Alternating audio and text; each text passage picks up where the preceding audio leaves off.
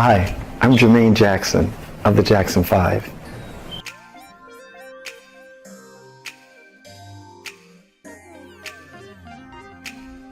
I'm Jermaine Jackson, and I'm the son of Catherine and Joseph Jackson. There are 9 of us total siblings. I'm the 4th oldest, and there are 6 boys and 3 girls. And we look at ourselves like a strong family that have always never forgotten where we come from. And just being in the business, the music business, the challenges that we were faced with coming out to Hollywood, the whole idea was to keep the family together.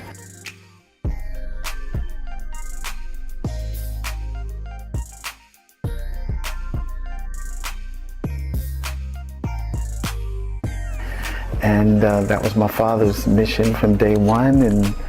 And when you come out to a place like Hollywood, it's all kinds of glitter and excitement and this and that, but the task was to stay together and not get too hooked up into the hype. And that's been our mission and our goal as a family since day one, and we're going to continue to do that.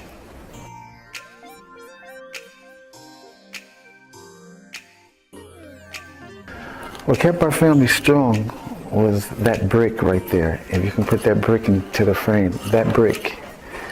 This is a brick that when we were young, my father used to make us stack those bricks when we were kids. And that brick is more than 60-some years old, that brick sitting there.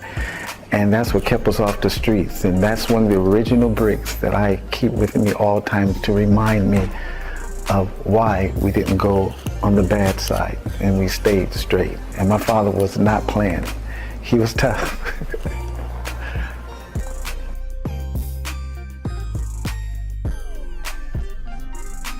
Being from a big family, I've always loved being around people and brothers and sisters. And in our household, Rebe, when my mother would go to work, Rebe actually helped raise us.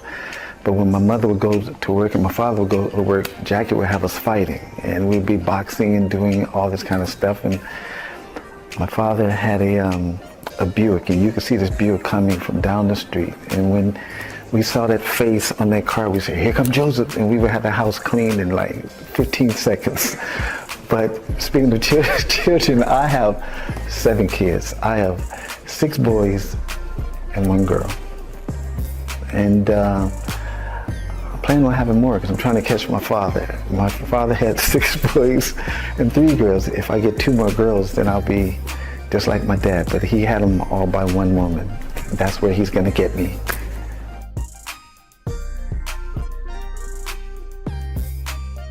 All of my kids have natural talent, but some of the older ones, they went to finance schools in New York to learn business and everything, but they all have the music thing in their blood. But there's 2 you got to look out for. It's Your Majesty and Jafar. And Jafar is coming first, but they got it.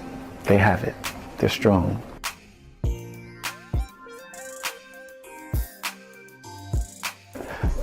My brothers and sisters, we are everything to each other because we grew up in small, humble beginnings. We grew up in a house the size of a 2-car garage in Indiana, and you couldn't park 2 cars in there, really. And that's what gave us those humble beginnings, but the closeness. But there was Rebe, Jackie, Tito, myself, Latoya, Marlon, Michael, Janet, Randy. And we've been just trying to hold on to family because it's tough when you come out here, because we look at ourselves like a tree, like a very strong oak tree, my mother and father being the roots, and we have different branches. And no matter how much Hollywood looked at the tree, they didn't look at the tree for its beauty as a whole. They look at the tree for different individual branches, and they start to take from the tree those different branches. And my father's whole thing was stay together, stay together, stay together. So that's been the task, and just keeping it together as a family. What I'm doing right now is my job is to sort of keep the family moving in the right direction and make sure that we move to higher levels. We've always liked to make a path instead of following one, and that's been our mystique in the business and things that we do in our music and everything. My music thing is I'm busy wearing the hat that my father wore when we were young. I'm like seeing myself walk in his shoes now, guiding my sons and making sure that they're around the right people and they do the right thing and they realize that the friends they have now before they get started are the friends that I want them to keep. You can't get new friends once you get success because they're around you for the wrong reasons. So I instill these things in them and let them know that if you go out there too much by yourself, you'll become broken and they'll get to you. So you keep your family around you. That's your protection. And I'm busy just doing that, and I'm producing things on myself, working with my brothers. Of course, that's what started all of this, was the Jackson 5. So it's important that we do things to keep the legacy going.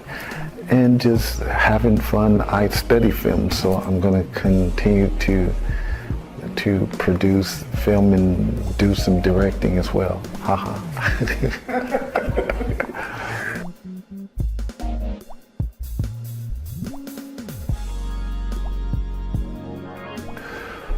That's a very good question, and the reason why it's a good question is because to lose a brother who you've been with all your life, and what I mean is I was 10 and he was 6 when we were on stage, and all the way up to this point, and we slept in bunk beds, we peed on each other, we did everything from what that kids did, and to lose him, we look at him like he's our brother. We know what he's done, his accomplishments. At the end of the day, it hurts because he's our brother, not because of who he was. And the world cried because they knew what his heart was.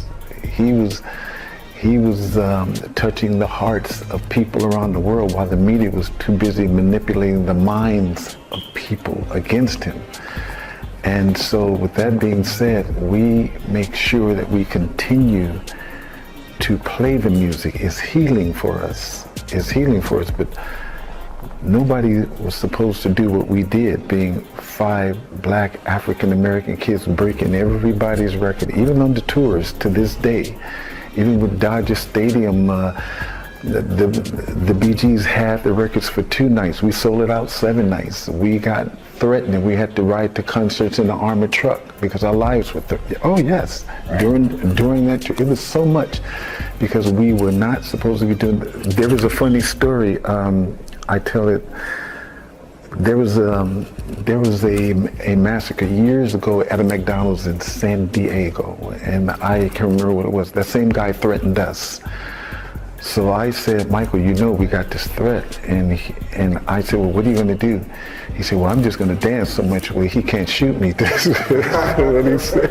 But he does that anyway. But I'm just saying these are things that we'll never forget. And so when we lost Michael, I went back to my childhood of just when my teacher used to send me to the office because I was kind of like the teacher's pet, so I get a chance to go to the principal's office, but I would go on the other side of the school and stop and just peep at Michael to make sure he was okay. And I was peeping at him in his classroom, and just things like that came to my mind, and how we used to sing Christmas carols and look out the window at the snowfall and look at the neighbors having Christmas lights, because we were raised as Jehovah's Witnesses, so we couldn't have it. And so all this stuff came to my mind when we lost him. And I said, wow, those things stuck out the most. But no, we miss him every day. Every day he's on my mind. We hear his music, and his spirit is very much alive. In Islam, we believe that once you leave that body, it's just a shell, but your spirit lives on.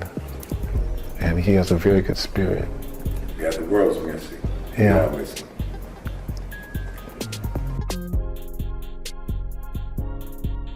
Hi, this is the brick that kept us off the streets. This is it.